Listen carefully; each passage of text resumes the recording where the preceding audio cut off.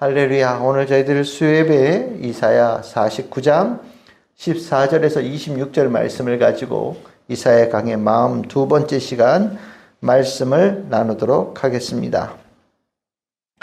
우리가 살면서 잘 안 되고 힘들어 가면 점점 긍정적인 생각들이 줄어들고 부정적인 생각들이 삶을 덮기 시작합니다.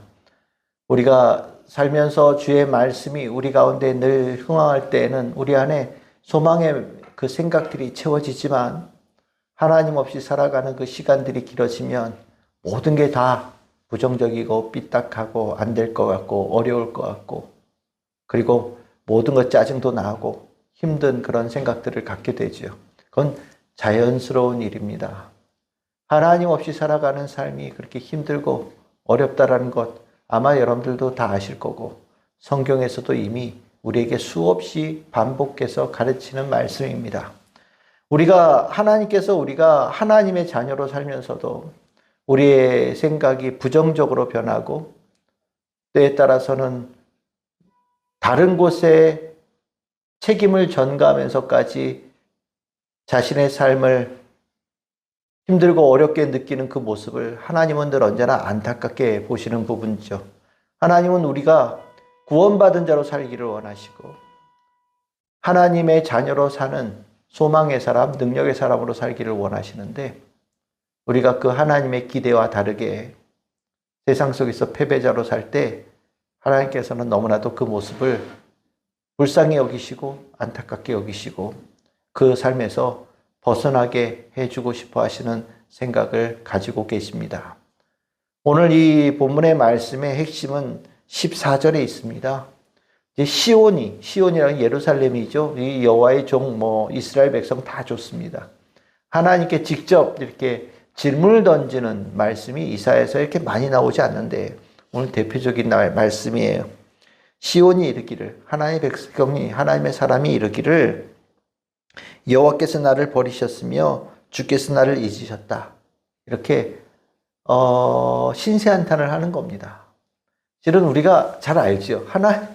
하나님께서 그들을 버린 게 아니라 그들이 하나님을 잊어버리고 하나님을 버렸죠. 그런데 삶이 힘들다 보니까 하나님 앞에 이렇게 정말 말도 안 되는 투정을 하는 거예요. 자기가 잘못된 것이, 어렵게 사는 것이 하나님 탓이라는 거죠. 한편으로 이해는 갑니다. 얼마나 살기가 힘들면 하나님께 탓을 하겠습니까? 저 봤거든요. 하나님 탓하면서 그 자신의 실패한 삶의 이유를 막 토로하는 사람을 실은 아주 가까이서 봤었어요. 그 속에 있는 그 삐뚤어지고 구부러진 것은 실은 웬만한 권면 가지고 잘 펴지질 않더라고요.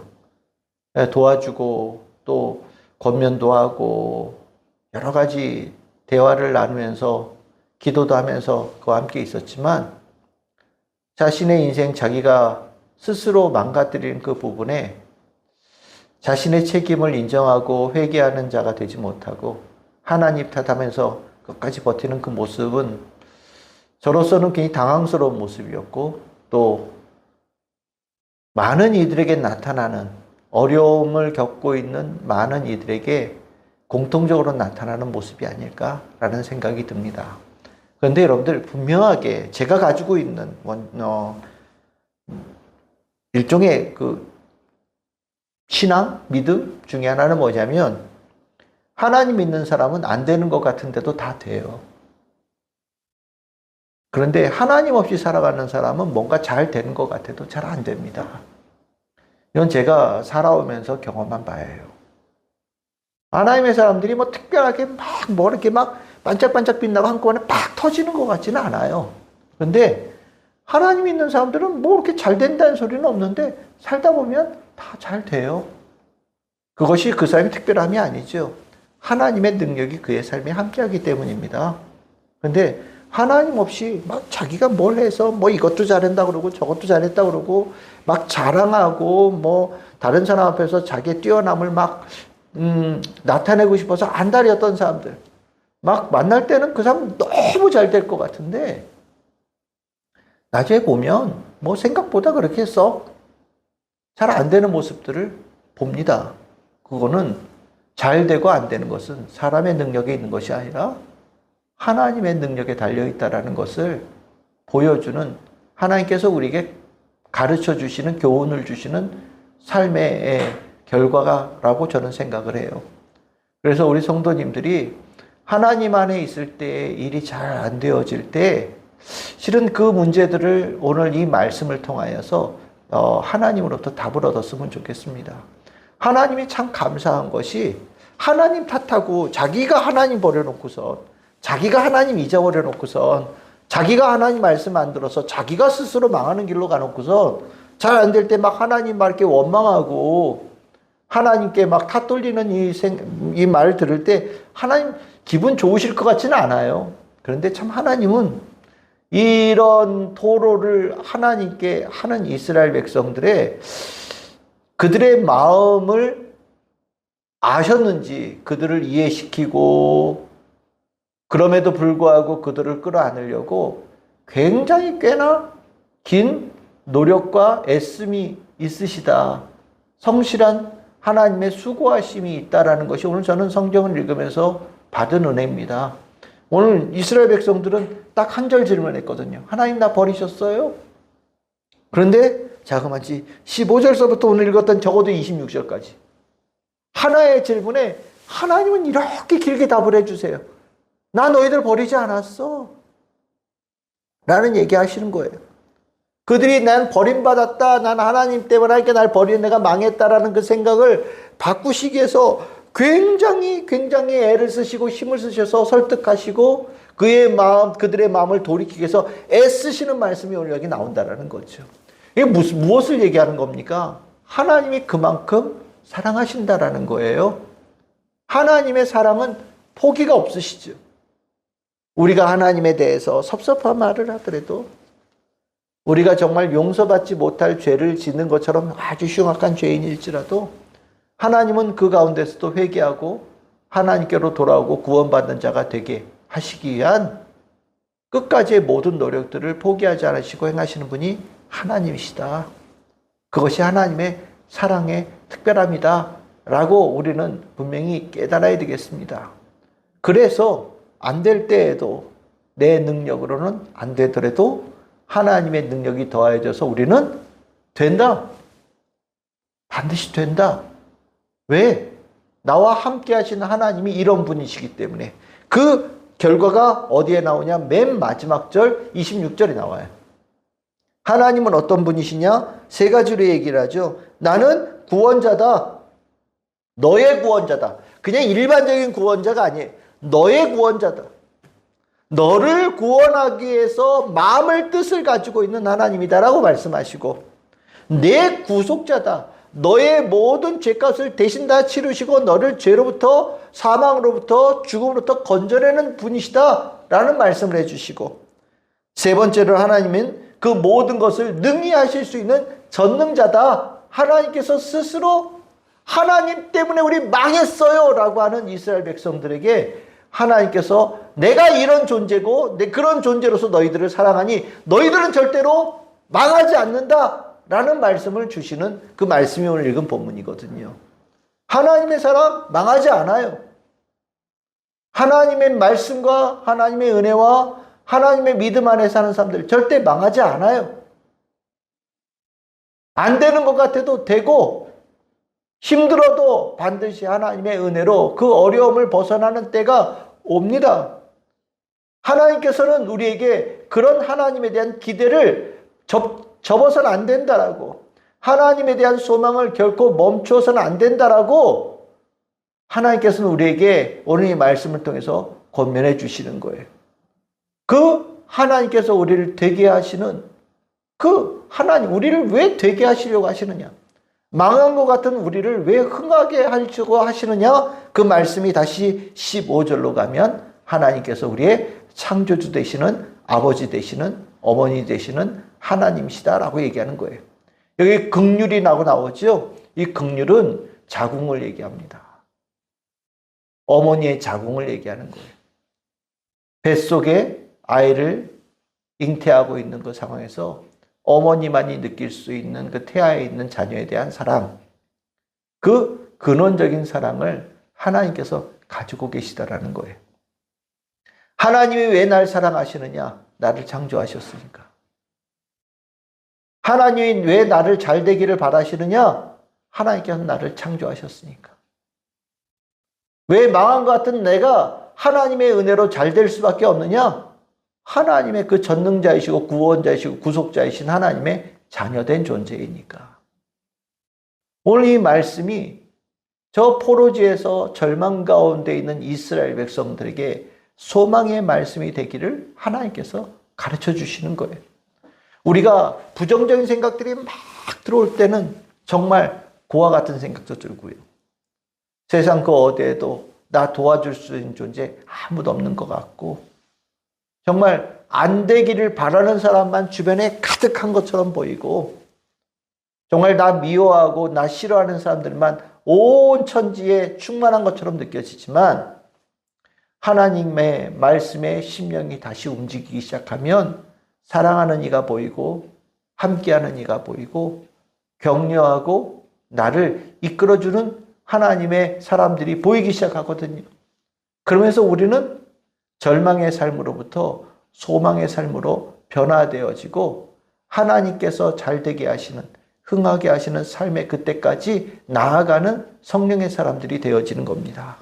그러니까 우리 성도님들이 혹시나 부정적인 생각들이 막 들어오기 시작할 때, 내가 주체하지 못할 정도로 어둠의 생각들이 내 삶을 덮쳐올 때, 오늘 이 이사야 49장 14절에서 26절의 말씀은 참 귀한 소망의 말씀이 된다라고 생각을 해요. 그러면 하나님께서 이스라엘 백성, 지금은 거지 같은 존재라고 생각하시면 돼요. 포로지에 포로로 끌려가서 아무것도 없이 완전한 절망, 먹구름 가득하고 소망 아무것도 없는 완전히 거지 같은 그런 존재로 살고 있는 이스라엘 백성들에게 하나님께서 그들을 향하여서 어떻게 잘되게 하시고자 하시는지, 하나님께서 그들을 어떻게 흥하게 하시고자 하시는지를 하나님께서 이제 그림으로 그려주시거든요. 그림으로 그려주시는데, 그 그림으로 그려주실 때 하나님이 계획표가 있다는 거예요. 16절에 보십시오. 나는 너를 내 손바닥에 새겼고 너의 성벽이 항상 내 앞에 있나니. 이게 무슨 소리냐면, 하나님의, 제가 가끔 말씀드리잖아요. 여러분들 정말 신앙생활에 잊어버릴 것 같으면 손바닥에 쓰라고요. 네. 손바닥에 쓰라고. 정말 잊어버릴 것 같으면, 내가 어려울 때 오늘 받은 은혜의 말씀이 내가 살아가고 있는 지금의 시점에 꼭 나에게 주시는 은혜의 말씀이다라는 심령이 마음에 콱 들어오거든. 잊어버리지 않겠다는 결심으로 손바닥에 쓰세요. 그러면 손 펴볼 때가 한 번씩 생각날 거 아니에요. 하나님께서는 우리를 얼마나 귀하게 여기시나, 하나님의 손바닥에 우리의 이름을 적어놓고 우리의 모양을 그려놓으셨다라는 거예요. 그러고서 손바닥 펴실 때마다, 그래 얘네들이 있지, 누군가 이 아무개가 있지, 얘가 어떻게 되고 있을까? 하나님의 첫 번째 관심을, 하나님은 우리 손바닥에 하나 우리의 이름을 적어놓으시고 우리에게 사랑을 베푸신다라는 거예요. 실은 그 안에 하나님의 모든 계획이 다 들어있는 거예요. 하나님의 뜻이 다 들어있는 거예요. 그 뜻으로 이 거지 같은 이스라엘 백성들, 종으로 포로로 살고 있는 이 이스라엘 백성들이 어떻게 될 것이냐? 먼저 18절 봅시다. 18절에 보시면 뭐라고 나옵니까? 장식처럼 몸에 차며 그것을 띠기를 뭐처럼 한다고요?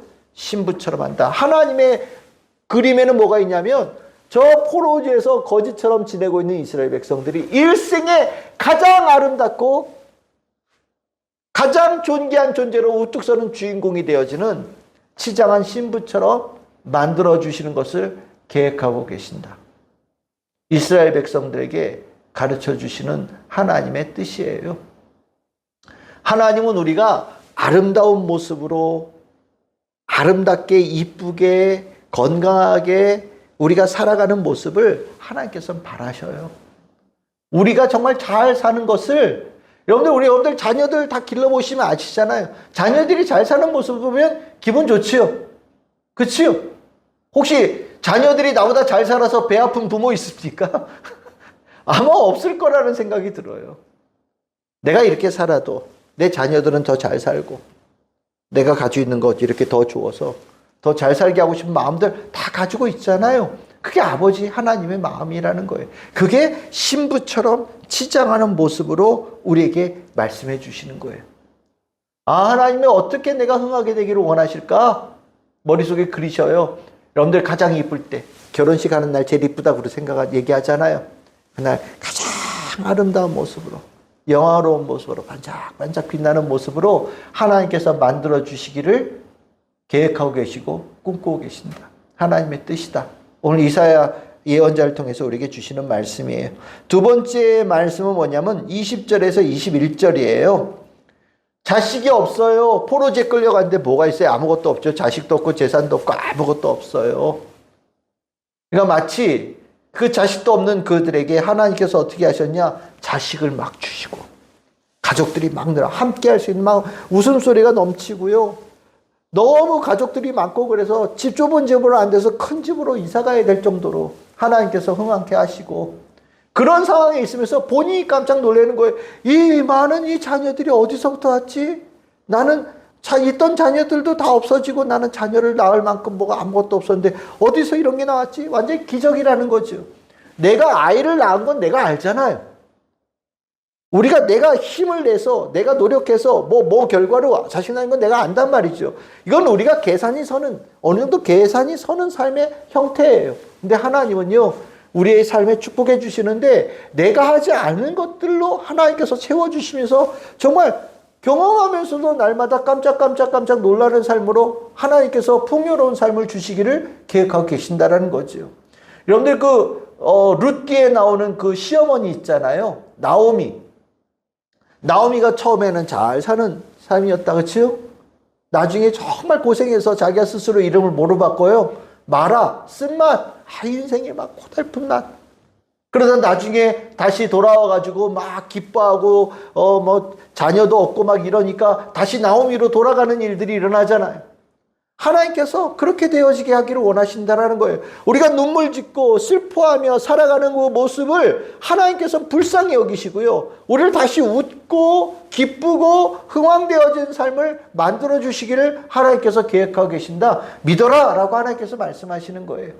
우리 성도님들에게도 하나님께서 주신 이 그림이 머릿속에 그려지고 내 삶을 기쁨으로 채우시는 은혜의 삶을 여러분들 함께 소망하는 우리 성도님들이 되시기를 소망합니다.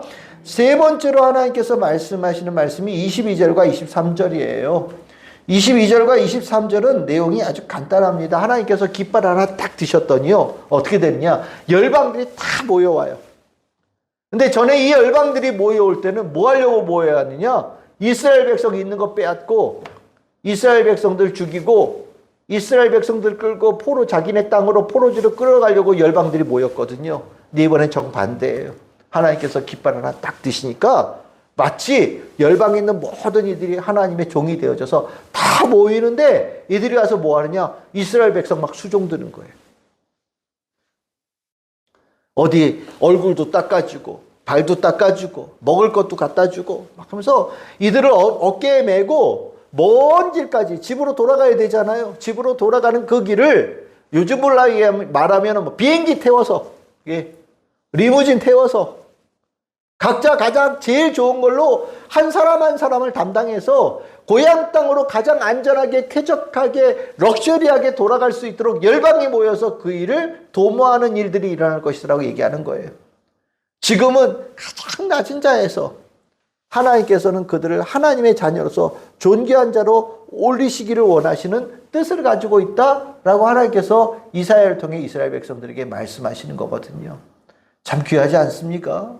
하나님의 계획이 그렇다는 거예요. 이 계획을 아는 사람들이라면 왜 아까 말했듯이 하나님께서 올리셨고 버리셨다라는 얘기를 안 하겠죠. 그리고 이 말씀을 통하여서 다시는 그 입에서 하나님께서 올리셨고 버리셨다는 말들이 다시는 나오지 않겠죠. 그렇죠? 우리가 마음의 심령이 사단에서 덮일 때 막 하나님에 대해서 악다군을 쏟아내요. 생각보다 많습니다. 그 못된 말들이 못된 말인 줄 알면서도 하는 것 같기도 하고요.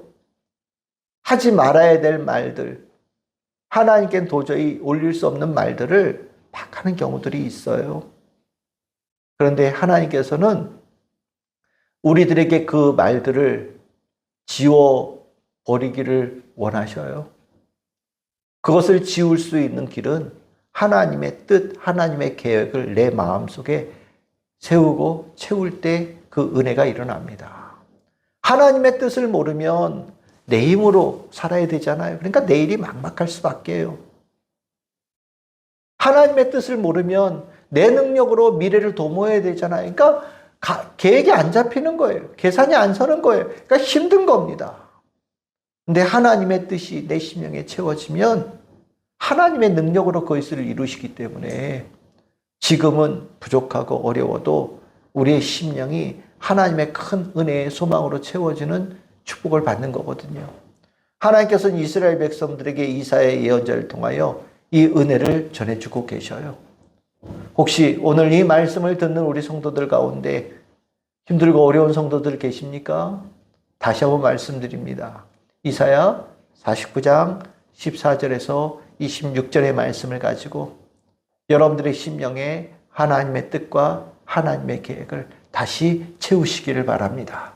그 말씀이 여러분들의 삶의 부정적인 말들을 완전히 지워버리고 하나님의 소망의 말씀, 축복의 말씀, 긍정의 말씀, 능력의 말씀으로 충만하게 채우는 놀라운 은혜의 전환이 일어나게 될 것입니다.